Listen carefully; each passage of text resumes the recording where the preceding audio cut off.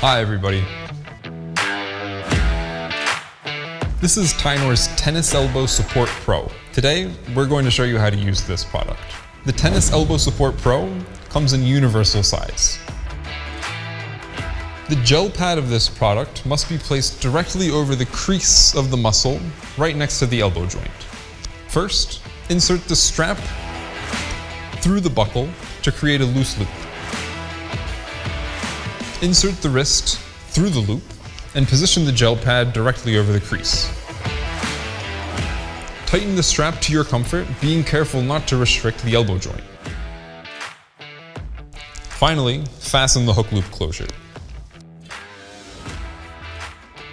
In case a smaller size is required, the Y clamp of the strap can be adjusted to suit your needs.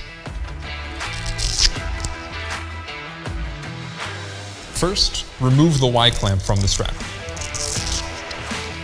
The strap can be cut depending on the size requirement that you require. Finally, reattach the Y clamp to the strap. Now you have your ideal size for your Tennis Elbow Support Pro.